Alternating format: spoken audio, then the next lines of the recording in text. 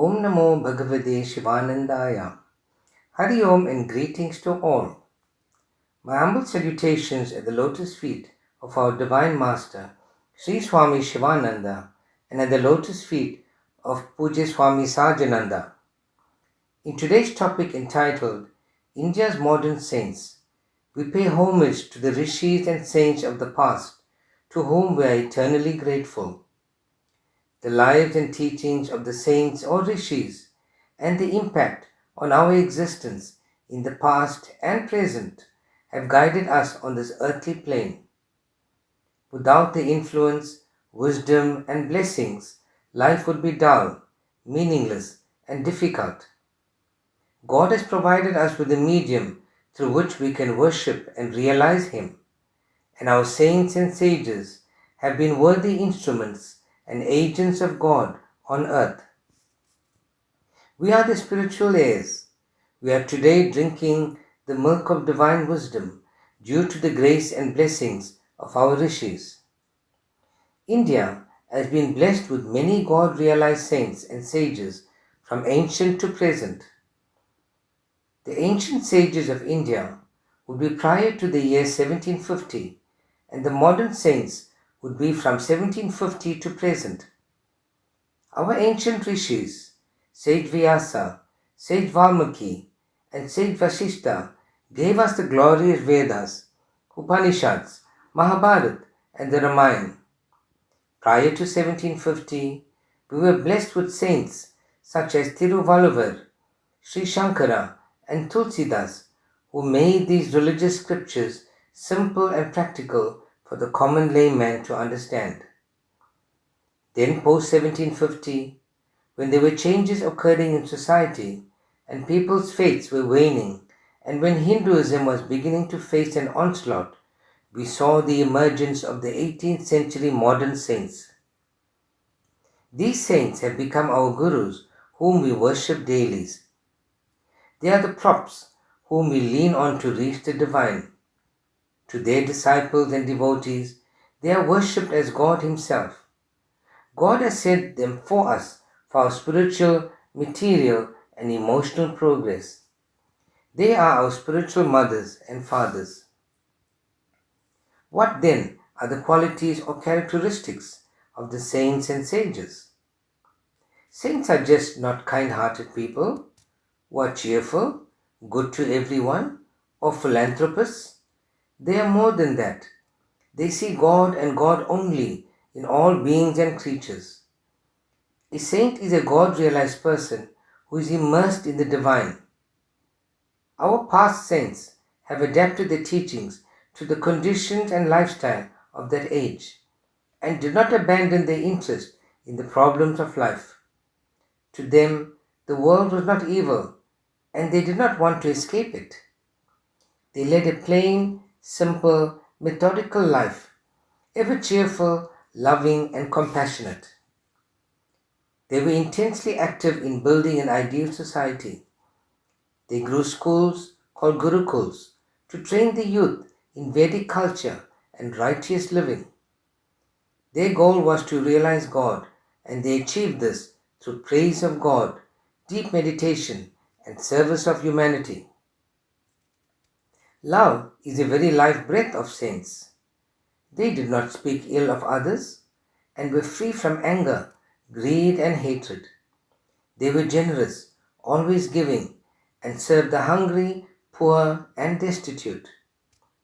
All the saints received the vision of God after undergoing severe penance and worship. They performed many miracles to heal and inspire the followers, and through their powers they could see into the future. They therefore made important contributions to the spread of Hinduism throughout the world by setting up worldwide organizations so that their disciples or followers could continue with their mission. This was for our benefit. Let us now examine the lives of some of India's modern saints, their teachings and contributions to society. The early childhood of saints indicate the importance of the spiritual upbringing of children. They were born to devout parents who practiced their daily prayers and worship. From an early age, they had an intense yearning for God and in serving others. Their childhood years teach us as parents how to bring up our own children. Ramalinga Swami, born in 1823, lovingly known as Valalur, had an excellent memory, was polite and modest. At 9 years of age, he composed Tamil poems in praise of the Lord. He prayed to Lord Muruga with great fervour and at 16 years worshipped Lord Tegaraja. One day he had the darshan of the Lord, who himself initiated Ramalinga into the mysteries of the Atman. He was always in a state of meditation. He set up the SATHYA Sabha in order to preach the precepts of Siddhanta, Vedanta, and Yoga. Ramalinga Swami was one of the greatest Tamil saint and poet of the 19th century.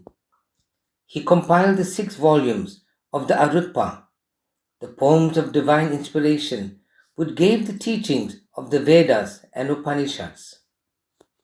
His message to the people was, tread the path of truth and lead a pure and divine life.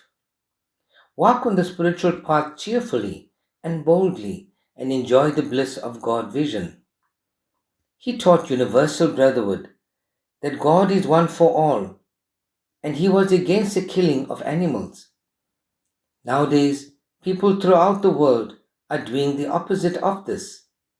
He taught his disciples the laws of health, hygiene, and diet. How important is this presently to prevent the spread of diseases? Swami Ramakrishna was born in 1836, was a divine child destined to return Hinduism the glory it had enjoyed before the conquest of India. He displayed wonderful qualities of purity and love, and at 19 he was appointed priest of the Kali temple. From an early age, he worshipped Mother Kali and yearned for a divine grace. Swami Ramakrishna spread the message of love for the Divine Mother, and often he would get her instructions and guidance from her. He explored each of the world's great religions and found that he could have the vision of God by following any one of their paths. He taught that God can be realized through all religions. There is no inferior and superior worship. All paths will lead to the same goal. He had the vision of Prophet Muhammad, Lord Jesus, Mother Mary, and Lord Buddha. Look around us and see the enmity, hatred, and intolerance that occur within and across different religions and societies today, and where this is leading us. His love for humanity was limitless. He often said, human beings were the highest manifestations of God. Service to God in humankind is one of the foremost ideals of the Ramakrishna order. His teachings, given by means of many stories and parables, greatly assist the spiritual aspirant on the journey. Sri Ramakrishna said, that which you think, you should speak. Let there be harmony between your thought and word. A great part of Sri Ramakrishna's life was spent in training his disciples, among whom Swami Vivekananda stood foremost. As a young boy, Swami Vivekananda enjoyed doing worship of Lord Rama and Lord Krishna with his mother. He was always at the center of social gatherings in his youth days. A lifespan of only 39 years saw this inspiring personality being well known in both India and America. After his powerful speech at the World Parliament of Religions, he received homage and hospitality of all America. He preached the gospel of unity of faiths and spread the principles of Hinduism to the Western countries. His passionate plea was to serve the poor and to awaken the masses by reviving Vedic religion. There is no need to change one's religious practice if one has faith and self-surrender. Swami Vivekananda founded an ashram near Calcutta in order to better his master's mission. That was the beginning of the Ramakrishna mission. Mahatma Gandhi, born in a pious family, was rather shy and lacked the confidence to speak in his school days. However, this was to change when he went to study law in England. He took a vow before his mother to remain a vegetarian. However, his heart ached for his spiritual life. He found the Bhagavad Gita a source of comfort and solace and regarded the Gita as his mother. Mahatma Gandhi was a living example of the power of Ramnam and the ideals of ahimsa, non-violence, satyam, truth, and brahmacharya, celibacy. He fought for the cause of the poor through non-violent means. At the time of his passing, he uttered the words, "Hey Ram," before giving up his breath. His means of bringing peace and harmony among nations were instrumental in his quest for the independence of India, as well as when he faced the apartheid government in South Africa. Gandhiji is rightly known as the father of the nation, not only because he played a leading role in bringing freedom to the country, but because he instilled into his people a love for God, religion, and the country. Sadhu Vaswani was gentle, with a sweet smile and a beautiful complexion. From childhood, he loved animals, birds, the poor, and the lonely. His love for Lord Krishna grew in leaps and bounds. Sadhu Vaswani was well known for his great love and compassion for dumb creatures. One day, as he was passing a butcher's shop, the sight that met his eyes sent a cold chill down his body. He stood and stared in horror. He became a great votary of vegetarianism and kindness to birds and animals. He held firm to the truth that all life is sacred. From him, the secret to happiness lies in the love of God and the service of mankind. He founded the Mira movement of education in Pune. He believed in the unity of all races and religions. Sri Ramana Maharishi, as a child, had a great appeal for soccer and swimming and possessed an amazing memory. When he was 16 years old, he went through the experience of death and what survives it. This experience was a turning point in his life. A current of God awareness began to awaken in him. The fear of death vanished once and for all. When he renounced his family life, he settled down in a shrine on Arunachala hill. He was so absorbed in God consciousness to the utter neglect of his body that ants were eating his flesh. His mother had come to persuade him to return home, but to no avail. He said to her, "Whatever is destined not to happen will not happen. Try as much as you may. Whatever is destined to happen will happen. Do what you may to prevent it. The best course, then, is to remain silent." These profound words make us understand what is happening around us today by the will of God. We may try as much as we want to change the external conditions and the course of actions, but we will fail. His famous teaching is, the body and mind are ever changing. They are not the real you. Who am I? Pursue this quest with a still mind. Today, the Sri Ramana Ashram at the foot of Arunachala Hill is flourishing and thousands visit it from many countries. Swami Ramdas was born on the birthday of Sri Hanuman, and coincidentally, his life later was to become completely dedicated to the service of Sri Ram.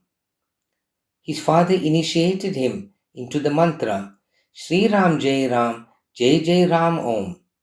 Such was his love of Ramnam that he repeated it day and night, almost without a break. He had God's vision in a space of 3 years. When he visited Sri Ramana Maharishi and meditated in a cave of Arunachala Hill, he had his first vision of God in all objects, in the trees, the stones, and in all living objects. He started the Ananda ashram, and his foremost disciple was Mother Krishna Bai. She too was initiated into the Sri Ram mantra, and she used to repeat the mantra for 18 hours a day. In a period of 3 years, she attained the state of Samadhi. Her service of her guru, Swami Ramdas, was unique. She served all beings and looked upon them as forms of Sri Ram. She would spend hours in the homes of the poor, cleaning, cooking, and rendering all kinds of service, looking upon them as forms of God. She built many homes for the poor, and whatever funds came into her hands were at once utilized in the service of the poor. Her life was a living example of the highest love, the highest dedication to Guru, and the highest ideal of selfless service. Anandamayi Ma was born to devoted parents in 1896. As a child, Anandamayi Ma was a phantom of delight in every home in a village and a spark of joy to everyone. She would lose all sense of things around her when she heard kirtan. Ma's spiritual life was quite unique. She received no formal initiation from a guru. Her spiritual life unfolded by itself without any effort on her part, where many yogic powers and mystical experiences came to her naturally. Very soon, everyone recognized her as the Divine Mother and addressed her as Ma. Scholars, pundits, professors, and learned men were quite astonished at the clear and conclusive answers she gave to their questions. Anandamayi Ma taught that one can realize God by following any path. What is wanted is sincerity, purity, and a yearning to know the truth.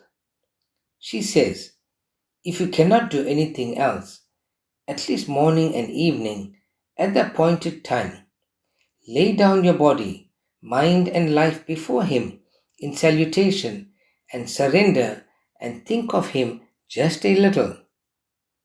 She trained a large number of dedicated girls on moral life, simplicity, and service. She set up model school for boys and girls and built a well-equipped hospital in Varanasi. Ma placed a lot of emphasis on the importance of the Guru in one's spiritual life. Sri Sathya Sai Baba was born in Puttarpatti in 1926. As a little child, he had unbounded compassion for the poor and the downtrodden. At school, his friends were inspired by his ability to lead them to be socially responsible and spiritually inclined. He had extraordinary powers of creating things out of thin air, knowing the future, and he possessed a deep understanding of the scriptures. As a young boy, he developed his passion for schoolwork and soon became known as Sathya Sai Baba.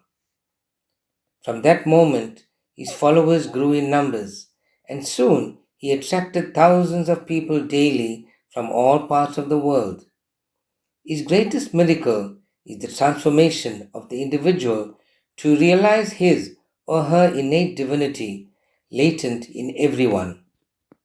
It ensures that the values of truth, right conduct, peace, love, and non-violence are preserved and nurtured. These five human values are central to his teachings and is a foundation of all the Sathya Sai organizations throughout the world. A.C. Bhaktivedanta Swami Prabhupada was born in 1896 in Kolkata. As a youth, he became involved with Mahatma Gandhi's civil disobedience movement. In 1922, after his meeting with his spiritual master, he was asked to bring the teachings of Lord Krishna to the English-speaking world. This was a spark for his spiritual journey to the West. He traveled to America to share the timeless wisdom of Krishna consciousness. His message of peace and goodwill attracted the many young people whom later on became his students. It was then that he founded the International Society for Krishna Consciousness, known as ISKCON. He made numerous lecture tours throughout the world, bringing the teachings of Lord Krishna to thousands of people. He established ISKCON centers throughout the world. With the desire to nourish the root of Krishna consciousness, he returned to India and sparked the revival of the Vaishnava tradition. He authored over 70 volumes of Lord Krishna. Many of his writings have been translated into different languages. Paramahansa Yogananda displayed his spiritual gifts and powers even from his childhood. Sri Yukteswar was the spiritual master of Paramahansa Yogananda. After his rigorous training, filled with the light of God vision, he was now ready to undertake the mission entrusted to him by his line of gurus. He set up his first school in Bengal and years later founded the Self-Realization Fellowship in America.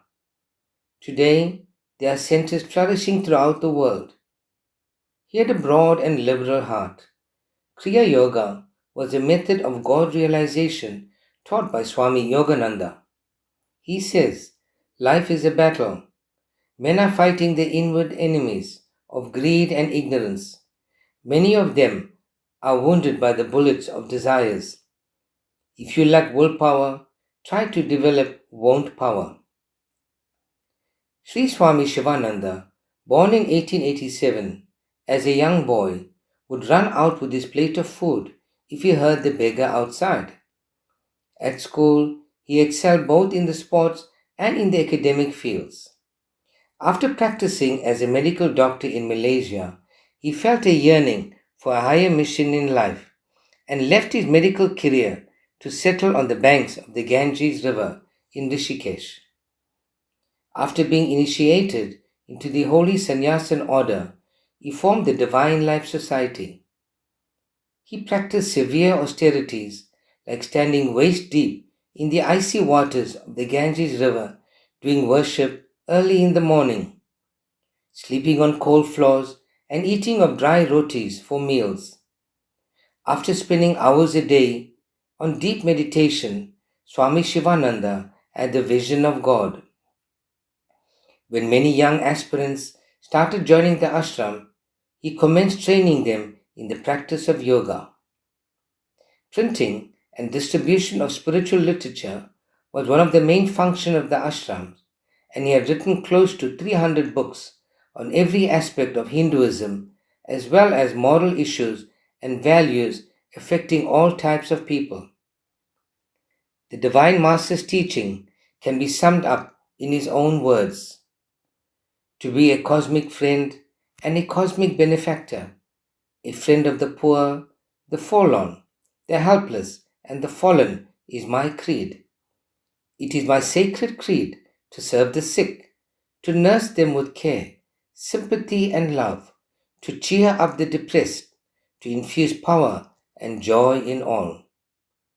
Thus, dear devotees, we see the overwhelming impact and contribution our modern saints have made on the spiritual history of the world. In every corner of the world, there exists an ashram or institution started by our modern gurus and continued by the disciples to serve mankind and take them closer to God. Our saints have stressed the bond between guru-disciple relationships, and that has been the foundation of worship. They have taught us that faith, obedience, and self-surrender to the Guru, referred to as Guru Bhakti Yoga, will lead one to attain peace, happiness, and union with God. All the solutions to our problems and challenges we face in life lie in the teachings of our saints. They have shown us the way. Let us be steadfast in our devotion to them. Om Shanti, Shanti, Shanti.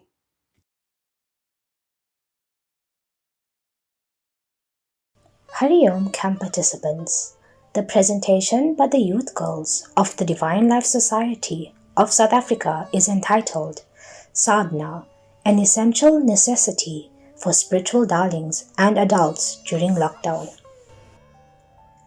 Hari Om, Surya and Sham Kumari. How are you both doing today? Hari Om, I am doing great, thank you. I am doing well too. It is so nice to hear your voices. Yes, for sure. How have you been coping with the lockdown, Salv? It has been a bit of a struggle. I had to get used to the idea of being home all the time, as well as getting used to studying online. What about you, Sham? It was a bit of a struggle for me too. I had a hard time coping with my grade 12 work, and I had been missing ashram very much. I understand how hard that must have been. However, we were lucky to have a very important ingredient that was given to us by Sri Gurudev and Pujya Swamiji, and that is sadhana. Yes, sadhana is the driving force as to why we come here. Some examples include prayer and satsang, meditation, likajapa, karma yoga, agnihotra, and many more. I think we may need a refresher course on what sadhana is.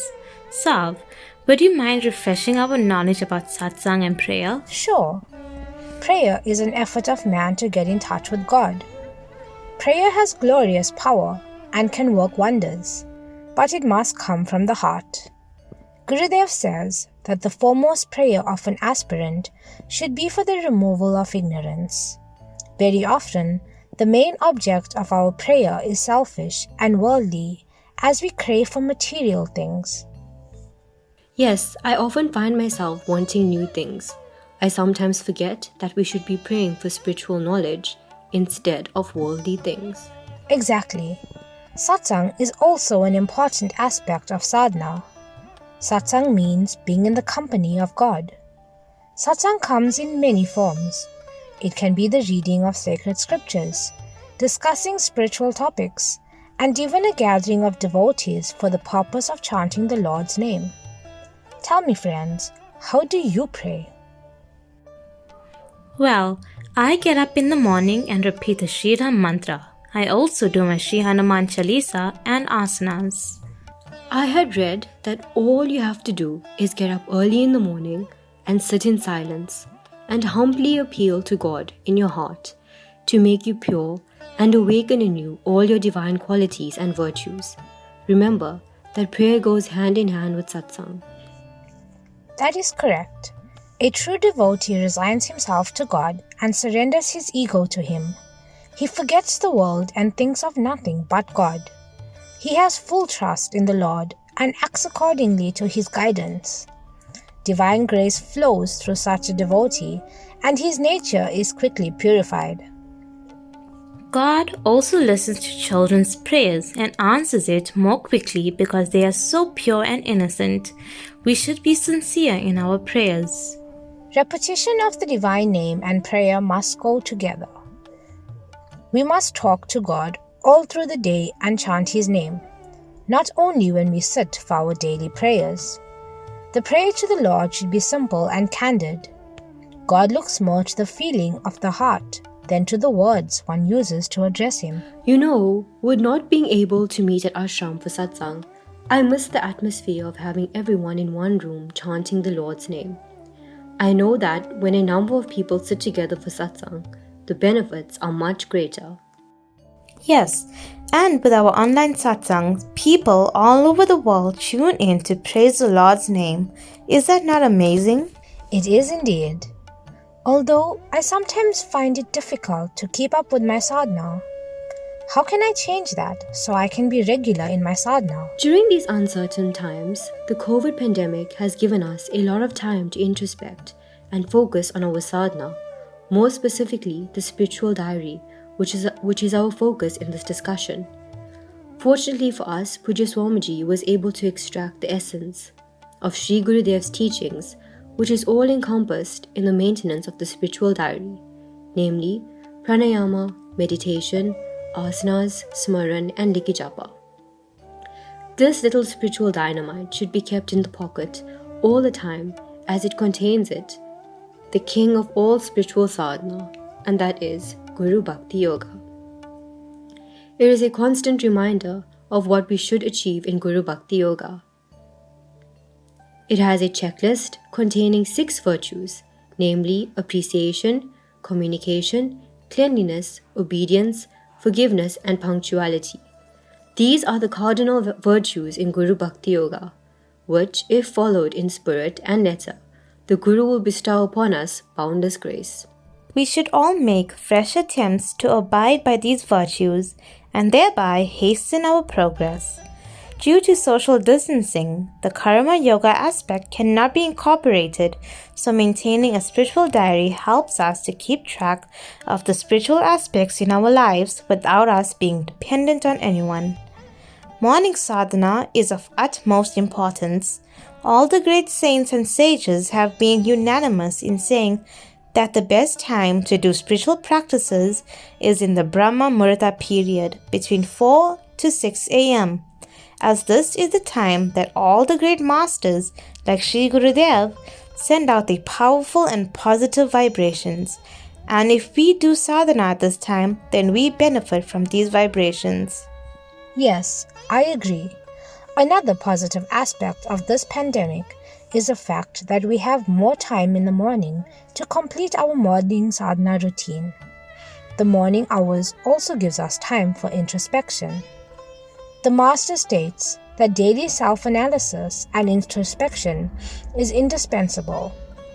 Then alone can you grow rapidly in spirituality. Find out your defects and eradicate them through suitable methods.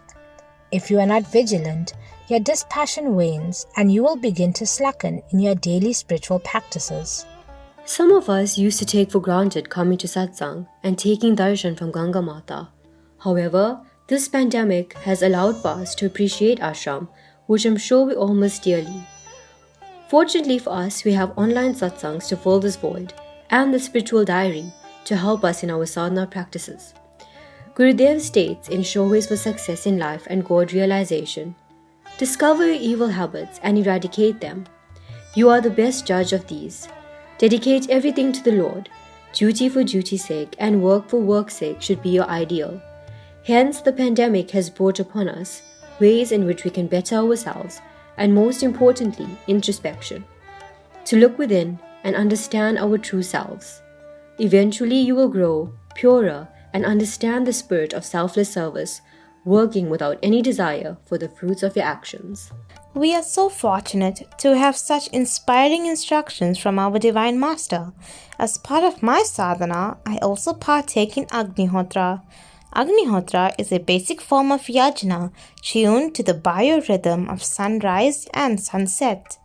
Yajna is the basic process of purification of the atmosphere through the agency of fire. Regular practices promotes great healing power in the atmosphere and within the individual. Problems like high blood pressure, trouble sleeping, depression, fear, nervousness, bronchial problems, etc. have been cured by doing daily Agnihotra. Wow, that is really amazing. I know it also has a very calming effect on the mind. Yes, indeed. Agnihotra has 3 key elements. 1. Keeping to specific timings corresponding to sunrise and sunset. You can find the timesheets on our Divine Life Society website, and you can download the app Agnihotra Buddy. Wait, you mean there's an actual app to remind you of when to do Agnihotra? Yep, it's very useful. The second is burning of specific organic substances in a special copper kund. You can find more details on how to do Agnihotra in our prayer book on page 200. The third is chanting of the mantras. So, from all the information we shared today, it is clear that we have all the means to continue with our sadhana in these trying times, even if we can't physically meet. Exactly. And we should try to be very thankful to Sri Gurudev and Pujya Swamiji for all the tools that they gave us to help us progress on the spiritual Definitely. path. We should call again sometime. It was really nice to hear how you guys are coping during this time. We shall talk soon, my friends. Take care and remember to do your sadhana daily. Hari Om. Hari Om. Hari Om. Hari Om, dear camp participants. Thank you for tuning into our Yoga Camp online lessons. Please note that satsang will commence at 11 a.m. and a WhatsApp link will be sent to you shortly. Om.